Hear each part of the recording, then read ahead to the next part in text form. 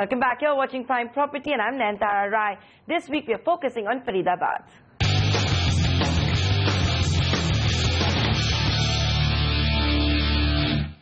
Now to discuss the future of Faridabad, I'm joined by Omax CEO Mohit Goyal. I would like to caveat at this juncture that Omax has a large presence in Faridabad. We are also joined by Rohan Sharma of JLL, an international property consultancy firm. Thanks a lot, gentlemen, for joining us here on Prime Property. Mohit, I'm going to come to you first. So Faridabad is one of the two smart city candidates for the state of Haryana, Karnal being the second one. How did your industry peers react to this? Were you surprised that Faridabad made the cut? Oh, definitely it was on expected lines. Faridabad is one city which I really think is completely ignored by the state government. They were only concentrating on Gurgaon. So, we kind of, like real estate community, we kind of call that Faridabad is a forgotten son of Haryana government, because the location of Faridabad is very, very good. It's south of Delhi, absolutely connected to Delhi. And the rates over there are still very, very affordable. Like you can find a good apartment over there at the rate of around 3,000 to 3,500 rupees per square feet, which is next to impossible to find in Gurgaon. The only problem which was with Faridabad was the infrastructure development. Now giving a tag of smart city to Faridabad, I really think it would come up very well in terms of infrastructure, and overall real estate development will also happen very well. Talking about Karnal, Karnal is of course the hometown of our Chief Minister. Again, Karnal also has huge potential because it comes on the GT road towards Chandigarh. So I really think Karnal also should come up really well once it's taken as smart city. So Omax saying not at all surprised, it was a long expected line for Faridabad to be chosen as a smart city candidate. How would you react to that, Rohan? Were you expecting Faridabad to be chosen, and how do you react to the fact that Gurgaon was given a miss? I think people are a bit surprised that Gurgaon is not there, and I think Gurgaon definitely is crying loud for a definite improvement in infrastructure. But I think to a very large extent, a lot of work there is already happening. So, maybe bringing up Faridabad up to speed in terms of not just connectivity and infrastructure, but even economic drivers, I think is the right step. Rohan, we heard Mohit talking about how prices in Faridabad are averaging, about 3,000 rupees a square foot. That's quite cheap when you compare it to the rest of the NCR. Why hasn't this market taken off? Look, it's been a fairly slow market since when it initially emerged in 8 and 9, there was a fair bit of traction there. I think what has happened is a lot of people lost faith with, a lot of issues they faced with developers there. You did not have too many big developers there at point in time. And there were issues with respect to delivery, conflict with respect to no construction happening, a lot of consumer complaints. And so that was a factor that put off end users.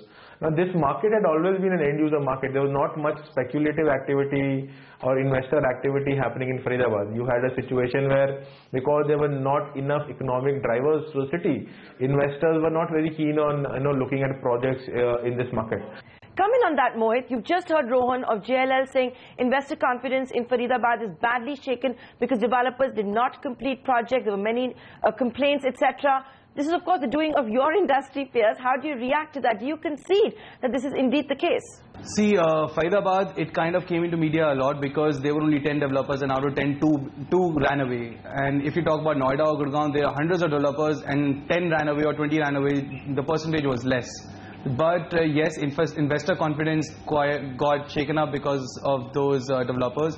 But now investors and end users need to learn their lessons and need to focus on the developers they can trust on. They have to check their delivery schedules, whether they've delivered projects or not, they've achieved their commitments or not. If they trust the right guy, I really don't think so they will face any sort of problem. But yeah, overall, all that happened almost like 4-5 years back. Rohan, I want you to come in here now. Mohit from Omax saying consumers should choose their developers safely. How are consumers supposed to do that? No one buys a property thinking, I'm not ever going to get possession of it. What do you advise your clients when it comes to Faridabad? Look, from a end user perspective, we've been telling people to be a little bit more circumspect and careful. So look at projects which are closer to completion, or at least where construction activity is, happening at a pretty good pace. At least delivery is a distinct possibility in the next 12 to 18 months. Or look at unsold inventory with developers in completed projects. From an end user perspective, I think that's the advice we want to go with. From an entry perspective, again, the lowest price points are available in the greater Faridabad area, where your prices could be anywhere between 3,000 to 3,700 rupees a square foot, which is pretty affordable compared to other markets in Delhi. Otherwise, you could look at projects which are coming up on the main national highway NH2 Mathura Road stretch, which obviously are slightly more premiumly priced at something like 6,000 per square feet and above, and you can again look at projects there. The other third region that is getting some traction now is on the right hand side of the highway when you're coming from Delhi towards Faridabad, which is where your Eros, Chamwood village and all those developments have happened. Now there is some sort of movement that's being seen on ground there as well, and that is another area where you could look at projects. There the entry point will typically be upwards of 7,000 rupees per square foot. Now besides non-completion of projects, construction being left midway, Rohan, I want your comments on this. There is a perception that the crime rate in Faridabad is high. Whether that's justified or not justified, that does seem to be a perception that acts against the property market. Would you agree with that? Is that the kind of feedback you get from your clients? Yeah, to a certain extent that issue will remain. I think things will improve only gradually. But like I said, the crime rate kind of it tends to be a sticky point for a lot of people. But you will find similar crime rates in similar crimes in Gurgaon as well. There are incidences in Gurgaon and there are incidences in Noida as well. I think it at times becomes a long-term perception where the reality might be a little different.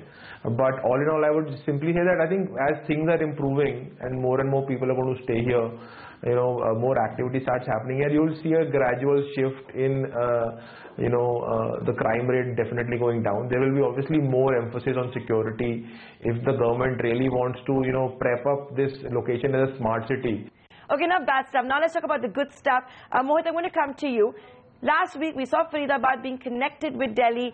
We've seen new infrastructure being promised, new roads, etc. What is this going to mean for Faridabad's property market? And do you think this is going to be enough for corporates to enter Faridabad? Let's be honest, they have been skipping the city. Absolutely, this is the thing which will have an impact on residential market. There were two reasons why corporates were not going to Faridabad. Number one was the connectivity and the infrastructure which I was talking about before. But now the NH2 which is getting widened by 6 lanes, it's going to get, the work's going to get over in the next 2-3 years. Metro line coming over there, so it becomes easy for good workers, like still good professionals. They do not like to go and stay in Faridabad, but I really think after this connectivity and infrastructure development, they will shift in there, and a lot of corporate will also move in. So if I talk about rates like Mohan Cooperative, which is just 1 minute, 2 minutes away from Faridabad, the rentals over there is around 120 rupees per square feet. And just 2 minutes away in Faridabad, the rentals are 60 rupees, 70 rupees per square feet, which was completely, non-understandable in terms of real estate fundamentals. The only reason again was infrastructure. It's coming up well. I really think future of Faridabad is really, really bright. So Mohit, while we're talking about the metro being operational, has that already been priced in? See, real estate has become really matured. Investors, all the end users, they become mature. You just cannot throw one information, one news that metro is coming or metro is live now and tomorrow rates are going to go up. It doesn't happen that way. Overall round development you need for the infrastructure. Metro is there. The national highway should be brought up. The internal roads, the sector roads should be made fine. The sewage system, electricity should be fine. Once all these infrastructure situation will get fine, then only the rates will go up. So overall, in the next 5 years, I really think Faridabad should appreciate between 5 to 10%, 5 to 15% per annum. Mohit, you're extremely bullish on Faridabad. Give me an idea of the kind of price appreciation you have witnessed in the city. You're also, convinced corporates are going to enter Faridabad. Why is that the case? Have you seen corporates entering, and if yes, which ones? So we launched 3 group housing in Meher Pass, Sector 86 and 78, 79. at around 1300 rupees per square feet. Today, this is around 7 years back. Today, the resale rate would be around 4,000, 4,500 rupees per square feet. And regarding corporates, I would say there are very few corporate which have moved in to Faridabad, and they've just moved into Mathura Road, not in Greater Faridabad right now. Vatika and few other developers are doing huge developments on the Mathura Road and NH2. I really don't remember, or I can't name one huge corporate's name which has moved in, but small corporates or small offices are definitely opened up. Okay, so that's a very bullish Omax for you. Rohan, I'm going to give you the final word, and what I want you to do is actually rate the cities of NCR for us in order of preference. And I don't mean the far-flung ones of Bhiwadi, etc., the ones closer to Delhi, Noida, Gurgaon, Faridabad, Ghaziabad, etc. Look, if I go in from an investor perspective, people's preferences are still towards Gurgaon, followed by Noida. Then people will look at Ghaziabad and then Faridabad. That is right now the order of investors.